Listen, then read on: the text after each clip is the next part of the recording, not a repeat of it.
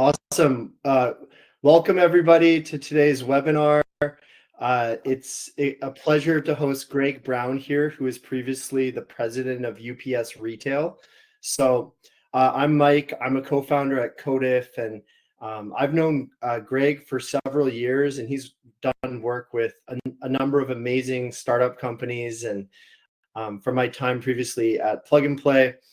So yeah, I'd love, Greg, if you can introduce yourself. And yeah, you have an incredible background. So feel free to go as deep as you want and share it with the audience. Thank you, Mike. Appreciate it. And thanks for the opportunity to have a chat with you today.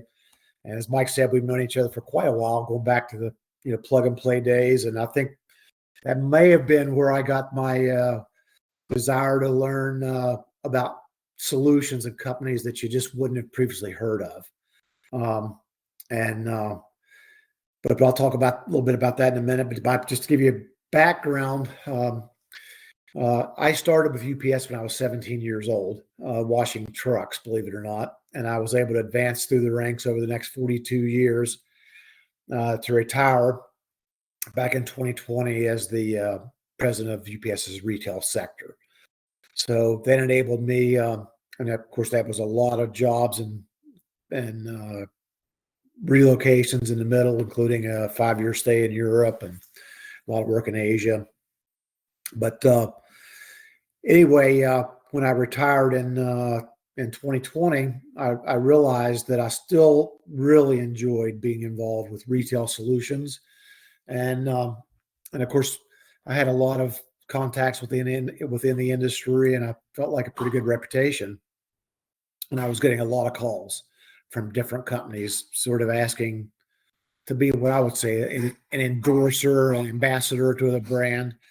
And so I quickly had to figure out, what I would do and wouldn't do. And basically, I was telling Mike, I set a benchmark that said, hey, whatever the solution is, if my mother were on the buying end of this solution, would I recommend it? She's 90, by the way, and super sharp. Would I say, hey, you really need to look at this. This could be material for your business. And that's sort of the bar that I set. So when Mike had to call me 15 times to explain this, it was just so far over my head. I'm just kidding. It was really good to see a solution like this, come out in the marketplace. So anyway, that's kind of what I do now, is just try to stay in tune with good retail solutions, this being a really good one. Thanks. Yeah, I really appreciate the support, Greg, and having contacts like yourself or who have such deep relationships in the retail sector is extremely helpful. And we appreciate, obviously, your support here at Codiff. And yeah, I'd love to dive a little bit deeper on that, because obviously UPS is one of the largest kind of D2C companies where consumers deal with, and you worked with some of the largest retailers. So would love to dive in like a bit deeper there, like some of the companies you've worked with, and yeah, just kind of why you thought like Codiff was interesting for you. Yeah. So, first of all, UPS, I will say, is an absolute wonderful company. I mean, top shelf, first class, first rate. And that's with what I would say typical delivery metrics. They won the second year in a row best on time delivery through peak season, and with the most volume. So it's really a pretty monumental company. But even at that, we realized quite a while back that you really need to have solutions that go deeper than just a pickup and delivery service. How can you bolt solutions on that enhance the customer experience, make it easier to do business with, whatever it is. Is there some quantifiable value that's created by an ancillary solution? And what you find is, and we found, was that when you have those kind of solutions, you're more ingrained with the customer, you build trust and loyalty. And it's things that oftentimes the competitor just can't match with all the, unique integration points and things like that. So it afforded me the opportunity to work with, some of the best retailers out there to build, a myriad of solutions. And it's fun. Yeah, it's amazing.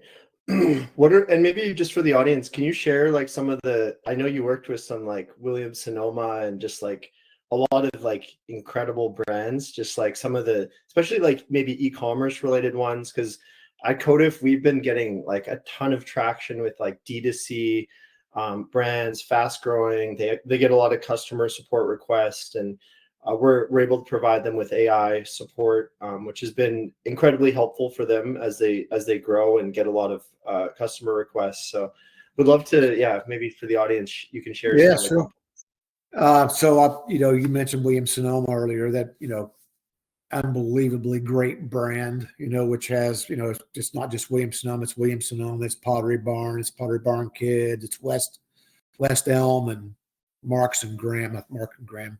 And I might have missed one somewhere along the way there. But that's a brand, that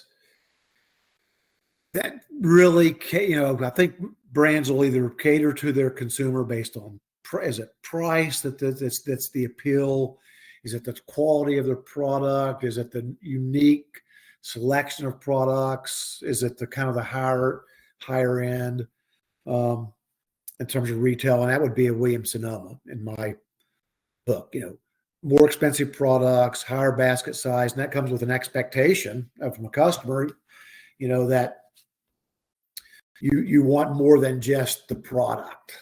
So you need to have a kind of a frictionless experience all the way through from search to purchase, and then post-purchase and return if you need to, all those things. So Williams Sonoma does a good job at thinking through all that stuff. But one thing, just as an example, one of the companies I work with is a returns processing company, and many retailers, and they still struggle. Most retailers still struggle in this space of, what do I do with the returns, and how do I, best convert that to a resale product, or how do I make a decision on it quickly? I mean, Sonoma, not to talk too much out of school about them, because they've certainly solved this problem with this solution. But you can imagine in the retail world, it's not uncommon to have 20-30% return rates. Now, Sonoma is not that high, but when you have massive volume, even 10% return rates, a lot of packages, and it requires a lot of people to physically look at them and determine, has it ever been opened? Is it brand new condition?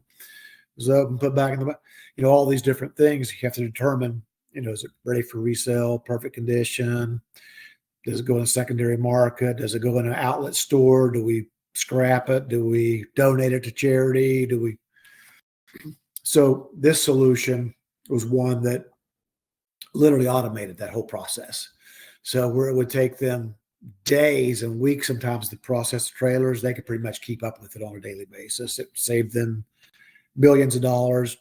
And it also sped up customer returns, because back then when we first built it a couple of years back, you didn't get your return until Sonoma actually saw the product back in hand, that kind of thing. So, and this went even further beyond that. It would actually give you, the best through a data feed of millions of other sales and transactions across retail. It would tell you really accurately what the value of that product is right this minute in a resale scenario. So anyway, products like that get to be really, really fun, and gives customers something they didn't even know was out there. It's like they wouldn't have thought of that solution because they'd never seen a solution like that. By the way, just to give that company a plug, that's a company called Optoro that does that. And they're best in the business at returns. So that's the solution, one solution. Another one I've worked for, done a lot of work with, is an outstanding solution company called Hubbox. And what they do is they integrate with retailers at checkout to offer the consumer a choice of delivery other than your home. You want like it at your home, or is it more convenient to pick it up at one of 20 some thousand UPS access point locations throughout the U.S. and throughout the world? Actually, 22,000 just in the U.S. But that's a pretty seamless integration. That with mapping, so it'll identify where you pick that. You can choose your location. It's mobile responsive. It's super easy to use and integrate, and customers love it. And then the retailers actually save a little bit of money because that's a commercial stop as opposed to a residential stop, which is more expensive. And then UPS benefits because they get better density. So if you've got 20,000 access points and each one of them gets 100 packages, you can imagine you just took a lot of stops that you normally would have driven to somebody's house and consolidated those. So it's working on solutions like that are deeper again than just pick up a delivery, and where the retailer sees the value and enhanced customer retention, net promoter score. Anytime you're reducing friction and giving the customer an enhanced experience, you're well on your way to success. And I think that's where Codif, comes into play here. When you're interacting, with a customer, whatever method mode means it might be, getting it right the first time and getting it, accurate and really actually taking the pain point away from the customer or from the agent that's trying to assist the customer. There are just so many people benefit from a solution like that. The end consumer benefits hugely by getting good, solid, prompt, accurate responses. The agent, if it's an agent assist scenario, they go home happier. There is a satisfaction to be had by actually helping somebody, as opposed to just hearing a problem all day long and helping some. But if you know that this new tool actually helped you give better answers and your feedback from the customer was better, it's going to reflect back in net promoter score improvement.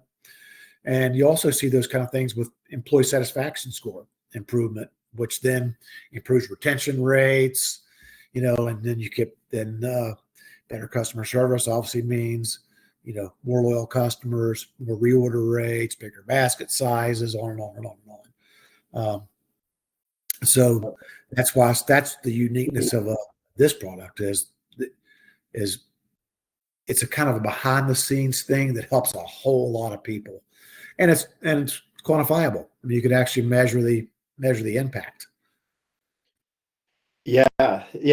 And thanks for the support. I remember when we first spoke about Codif, you thought it was interesting, right? Because it can automate these immediate needs of the customer. And obviously, I don't think there's many companies with as much direct to consumer volume of requests as UPS. And I think you mentioned it in one of our conversations, like I don't even like, I'm one of the presidents of UPS. Like, I don't even like calling them as a consumer, right? So I think it's an experience that should be changed. And like, we've obviously provide a very succinct kind of real-time automation where it resolves the customer's problem using AI. And what is it you think it will kind of shift? Because I think we're going through a wave now, right? It's the AI kind of wave where companies are realizing to be more competitive, they need to leverage solutions like ours. So what is it kind of like going to take for like a company like UPS or some of these massive retailers to really adopt and be comfortable with this type of generative AI or kind of customer facing automation? I think that's a big question, and I'm not sure I have the answer, but I do believe pretty strongly that one, it's education.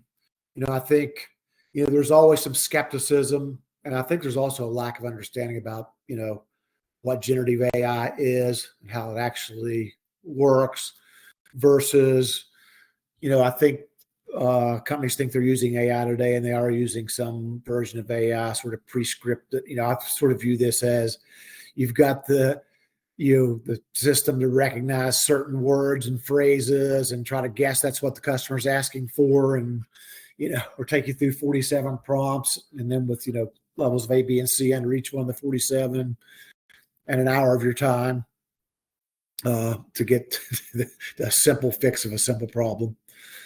So I think understanding the power of what it can do, and actually seeing it work. And I think sometimes it's kind of almost a stark reminder sometimes of what the experience really is today. Because I think sometimes you can talk yourself into measuring against yourself. And it's like, was the experience better than it was 5 years ago? Yeah. But it was really, really bad. And now it's just bad, or now it's just real bad. You just removed one of the reallys from it. I think people don't, when I lived in Europe, there's this quick side tangent here. I worked with Philips quite a bit up in the Netherlands. And one of the things they did, I can't remember what the product was. I swear, I think it was a VCR. I believe Philips Electronics, maybe at one time, sold a VCR, something like that. That dates me a little bit. But for those of you on the call who don't know what a VCR is, Mike, you may not have. You probably never saw one. Anyway, they sent all the execs home over the weekend and said, "Here, take this brand new box and come back in on Monday and tell me how you enjoyed the product." And I think more than half of them couldn't even get it plugged in and working correctly. The other half basically, could only do one feature with it. So my point is, sometimes it's good. I think it might do not just UPS, but any company that has call center and big call center agents around. Make a few calls. See how you like it. See if that's the way you'd want your brand represented. And then show them and by the way, here's what that could have looked like. And then you think about the challenges of recruiting people, post-COVID. You don't have call center attendance like it once was, where you'd have 150 people in a room where you're learning and sharing ideas real time from people. You've got an escalation, that somebody might have the answer right now within the room. This can essentially solve that. And UPS always measured speed of response. Did you get a live voice on the phone within X number of seconds? And then talk time. How fast could you get off that phone? Because time is money, right? And so, and these calls are expensive these days. When I think retailer internal calls, they're pegged somewhere between $4 and $8 a call. So if your product margin, you could eat up margin with a couple calls, maybe one call might all be gone. So anyway, that's why I think these are so powerful. One is convincing folks what it is, and also I think another big point with Codif is you've already kind of addressed some of the security issues with your certifications of document security. A lot of customers are really, really terrified about anything that gets in between that could, create challenges with their data and stuff like that. So you've kind of solved that piece, or at least taken that concern off the table right off the bat. Yeah, definitely. Yeah. I think in good case studies so far, people seem to be saying, "Hey, Mike, it does what you said it was going to do." Yeah, exactly. And that's, people always ask me, like, in the retail industry, does it work? Right? Like, this sounds really good, but does it actually work? So, that's what, right now we're working with dozens of customers. Like, we have case studies with fast growing e-commerce brands. Like, we're going to Austin this week, doing one with one of our customers, Nom Nom. So they're like a high-end pet food delivery company. And then we have like a lot of early adopters from like Good Eggs and Reserve Bar, which is alcohol delivery. So I think for us, like marketplaces, e-commerce, this is like been a huge win for them, right? It's like, because a lot of e-commerce companies are being, the margins are becoming more challenging. If they can find ways to improve, I think Codif does three things, right? Like you said, we save cost because it's like they don't need agents to answer repetitive, unnecessary requests. Two, we make the agents happier because they don't have to answer those repetitive requests. And then three, we improve the customer experience, because I think especially it depends on the generation. Like everyone wants things done faster and more accurately, especially when it comes to like Gen Z or like millennials, who get accustomed to like that, like the Uber type experience, right? You do a few clicks on Uber, like, hey, I had an issue with this order, it didn't come.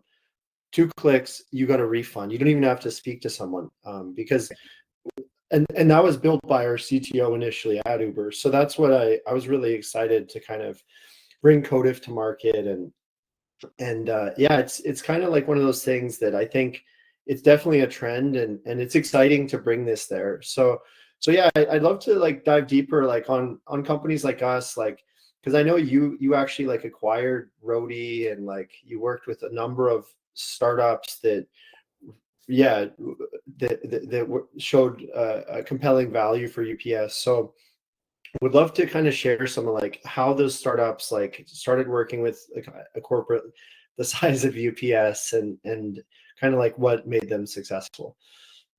Yeah, so it's interesting. So with Roadie, the introduction to UPS was maybe a little different because we found them through our strategic investment fund, where you're looking at companies kind of unique in the space. They're still somewhat in the same transportation space. And Roadie being an Atlanta-based company was somebody we could keep a close eye on and work with closely without having to. And frankly, Roadie's in with us because our investment was pretty small. We were one of many folks that invested in Roadie, early on. And it wasn't like some monster investment. But what they were able to do was find one little niche, something they could do right that wasn't being satisfied in the industry, that really was a transportation piece that UPS didn't really fit the network. And what that was actually was delivering baggage from Delta, your lost bags when you land, and Atlanta being the largest airport in the world, I guess. There's a lot of baggage that gets you go home without your bags, and Roadie was perfect for that. It's kind of a crowd sharing, Roadie gig model where you sign up to be a Roadie gig driver, and then you get a list every day of gigs that are available. You can like go, hey, I'll take that one, and some of them become so predictable. You can like, just like an Uber driver would say, hey, on game day, I like to be, somewhere near the stadium or not. Maybe they think, depending on traffic, they may not think it's lucrative. Anyway, you can plan based on trends is the bottom line. But the beauty of Roadie was their technology. They had some really, really innovative technology that fostered this connection early on of the customer very quickly, going in, putting up a gig, because it was really designed for folks that would be traveling anyway to a place. And I'll tell you how Roadie got started. Somebody from Atlanta went to Destin, Florida, which is a pretty popular destination, 5-hour drive from Atlanta, Gulf Coast of Florida. And that drive, if you drive that drive on a Friday or Thursday evening, it's all Georgia license plates going to the beach, And so they forgot something. I don't know if it was medicine or something. It's like, oh my God.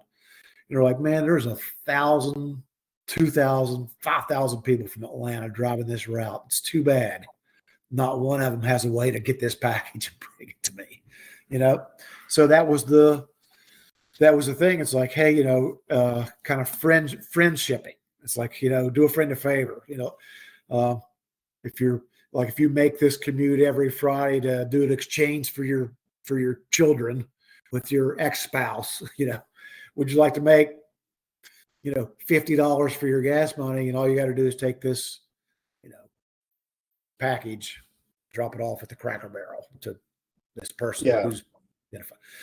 But anyway, so the UPS and that continued to scale, and they continue to find more and unique things, even shuttling, missed sorts between buildings quickly. Instead of paying a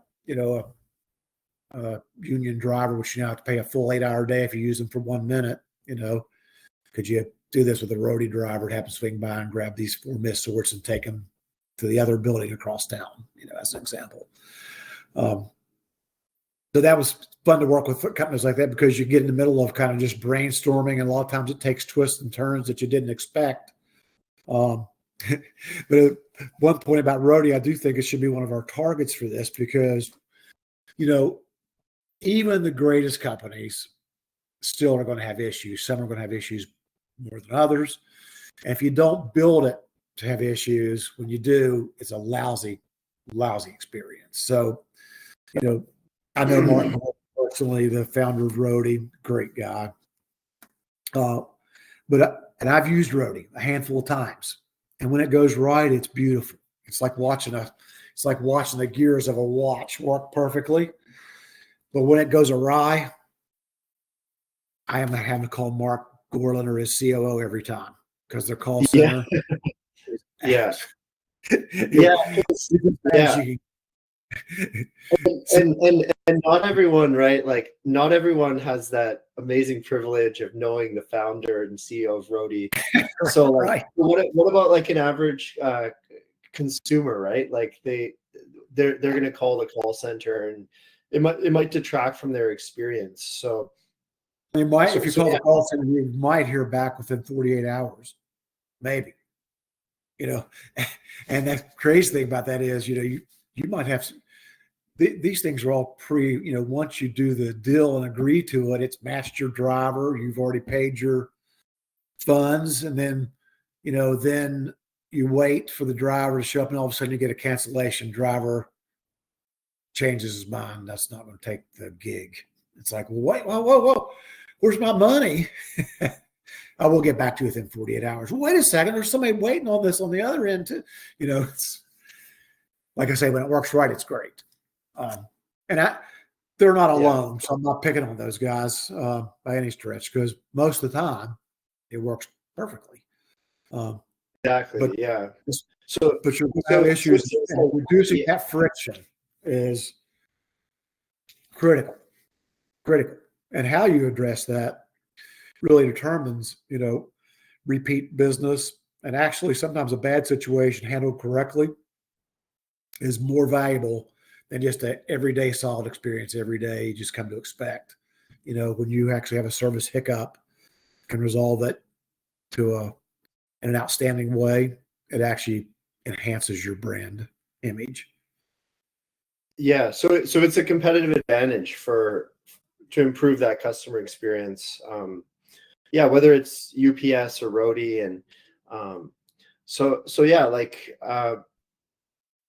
why don't you think more kind of retailers take advantage of this, right? Like, because like the ones that are doing it, like to me, it's kind of like a no-brainer. It's like you save costs, you improve customer experience, you make the team happier, and more productive. So yeah, I'd love your thoughts, kind of being in the midst of all those massive companies, Roadie, all the smaller companies as well. Yeah, I think that's the kind of the art of sales, right? I mean, so it's always mind-boggling when you have something that somebody absolutely needs and can benefit from, and they're like, "Oh, that looks interesting. I'll think about it. Get back to you. Stop again if you're in the area sometime." It's like, wow, wait, you're missing. And I think somewhere in there, one is there've been a lot of investments in call center technology and trainings over the last number of years, and it's very expensive. It's kind of one of these necessary evils. You got to have some back end support. It's super costly. Trying to get the right agents to answer the right questions with the right attitude, and brand reflection properly. It's hard.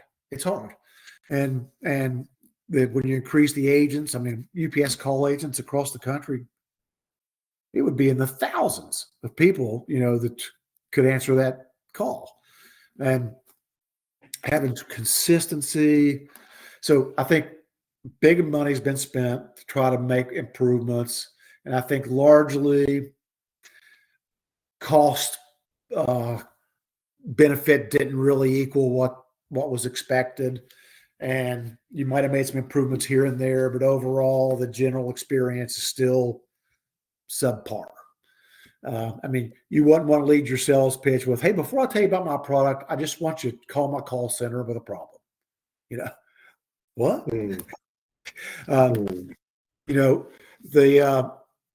So I think the ROI, convincing somebody, no, this is different.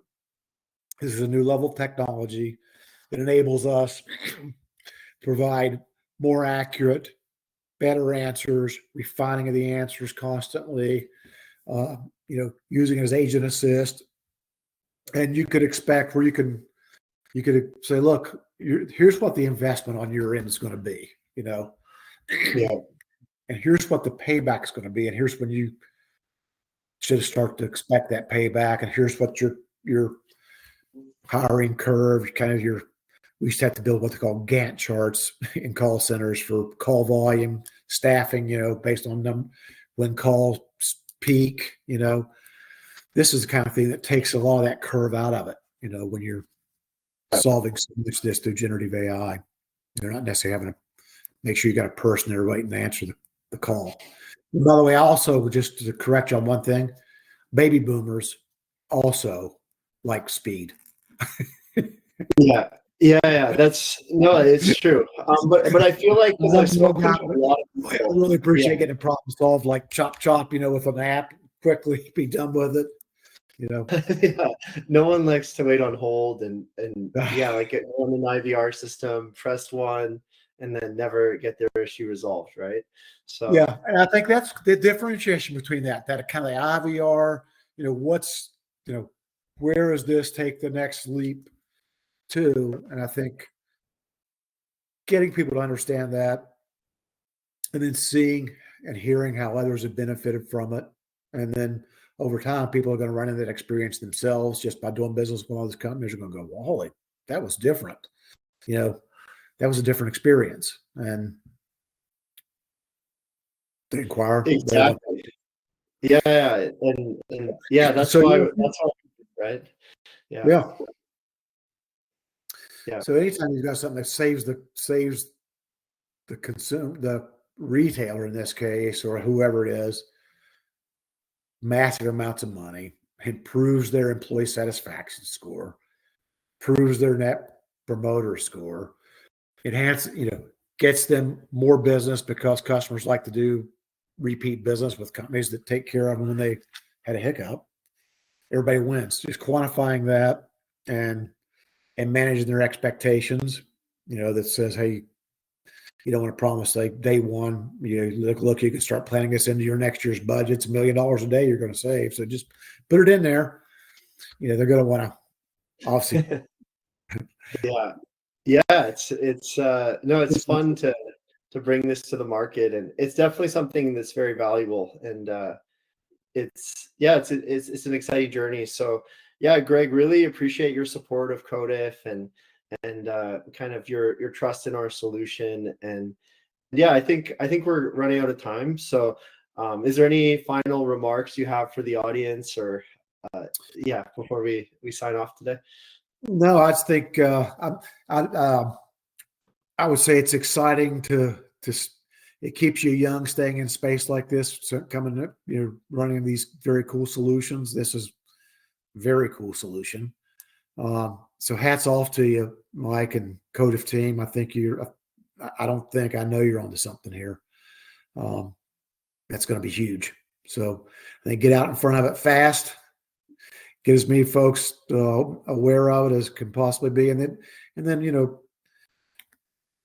be able to answer like in the moment. Hey, look, if I said yes today, when could I start seeing real savings, real benefit? What's the training curve? What's the investment curve? And then what's the ROI look like? Those kind of things. And Should sell itself. You should have people calling you going, hey, how can I get moved up to the front of the line? I want this first. Yeah, exactly. And it's cool because it's definitely getting more interest every day, and now it's just kind of like getting endorsed by people like you who trust it, and many of our customers who see the value every day. So yeah, it's an exciting journey, and really appreciate your support and helping us bring this to the market. Sounds good. I don't know if there's a chance for questions on here, but if everybody can ask a question. I don't know how that is, but if not, really appreciate the time. Great to be associated with Codiv, and look forward to great things. Any questions? Yeah. Comments? Someone was clapping, so, but I don't see any questions. So yeah, well, thanks everyone. Appreciate you dialing in today. Hope everyone has a great day. Thanks.